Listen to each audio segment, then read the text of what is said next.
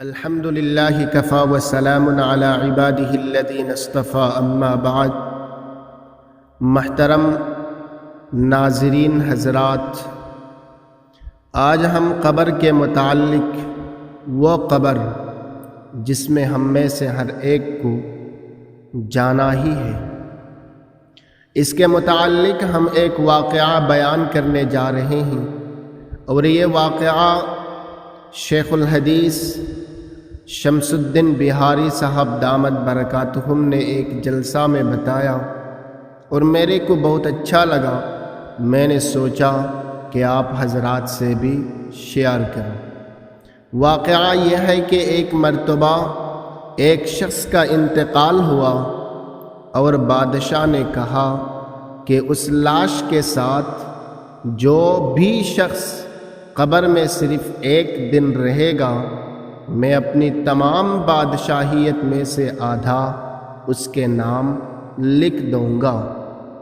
بادشاہ کا یہ گھوشنا پورے دنیا میں پھیلایا گیا، لیکن کوئی بھی تیار نہیں ہوا، اور ہوگا بھی کون تیار، کیونکہ یہ بہت مشکل ہی نہیں، ناممکن بات ہے کہ ایک زندہ آدمی ایک مردہ انسان کے ساتھ قبر میں ایک دن گزارے۔ یہ سوچنے میں بھی ڈر لگتا ہے، لہذا کوئی بھی تیار نہیں ہوا۔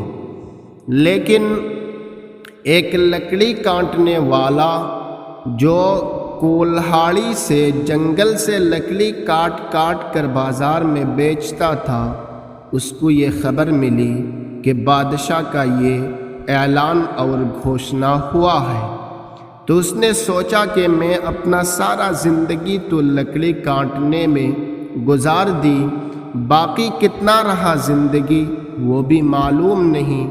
میں بادشاہ کا اس گھوشنا کو قبول کرتا ہوں، اگر مر گیا تو مر گیا، اور اگر زندہ واپس نکل کر آیا تو کم از کم چین و سکون کی زندگی گزاریں گے اور لکڑی کاٹنے سے نجات ملے گا۔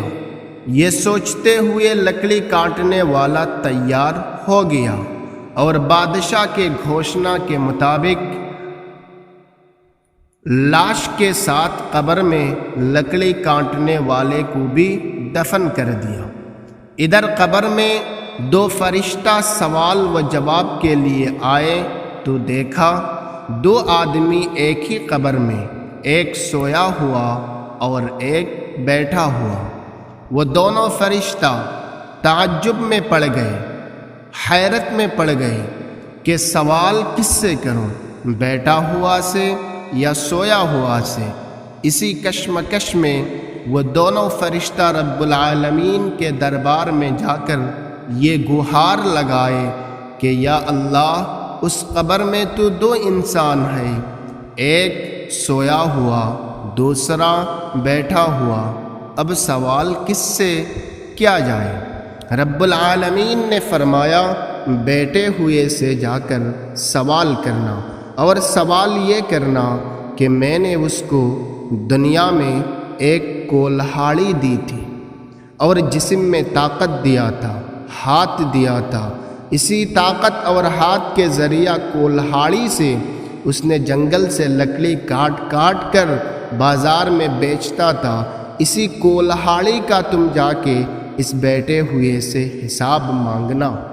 چنانچہ وہ دونوں فرشتہ واپس قبر میں آئے اور بیٹھے ہوئے سے سوال کیا کہ رب العالمین نے تم کو دنیا میں ایک کولہاڑی عطا کیا تھا اور جسم میں طاقت دیا تھا، ہاتھ دیا تھا، تو اس طاقت کا استعمال کر کے تم نے کولہاڑی سے جو لکڑی کاٹ کر بازار میں بیچ کر کمائے تھے، اس کا حساب مانگنے کے لیے، اس کا حساب دینے کے لیے رب العالمین نے فرمایا۔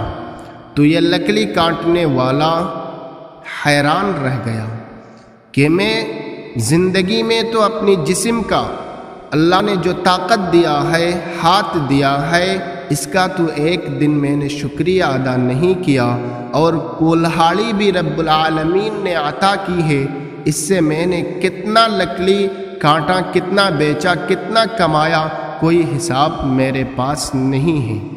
تو اس لکڑی کاٹنے والا فرشتے کو جواب اور حساب نہیں دے پایا۔ دونوں فرشتے واپس چلے گئے۔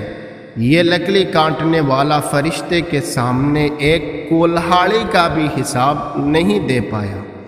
ادھر ایک دن گزر گیا، دوسرا دن آ گیا اور لوگ قبر کھود کر دیکھا کہ وہ آدمی ابھی بھی زندہ ہے۔ اس کو قبر سے نکالا گیا اور پورے دنیا میں یہ مشہور ہو گیا کہ ایک آدمی قبر سے زندہ نکل کر آ گیا، اور بادشاہ کے گھوشنا کے مطابق اپنی بادشاہیت میں سے آدھا بادشاہی اس لکڑی کاٹنے والے کے نام لکھ کر دینا ہے۔ چنانچہ وہ بادشاہ اپنی تمام منتری منڈل کو لے کر بیٹھا، کاغذ قلم ساتھ میں لے کر بیٹھا کہ اس شخص کو آدھی بادشاہیت لکھ کر دیا جائے۔ چنانچہ وہ لکڑی کاٹنے والا بھی جا کر اس محفل میں پہنچا۔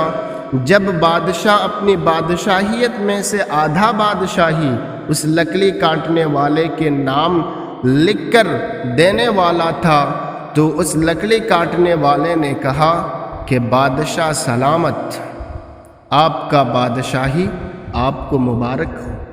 مجھے نہیں چاہیے بادشاہی، کیونکہ میں دیکھ کر آیا ایک کولہاڑی کا میں حساب نہیں دے پایا، اور اتنی بڑی بادشاہیت کا حساب میں اپنے رب العالمین کے سامنے کیسے دے پاؤں گا؟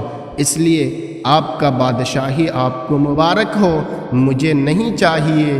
یہ کہتے ہوئے لکڑی کاٹنے والا بادشاہ کے دربار سے واپس آ گیا۔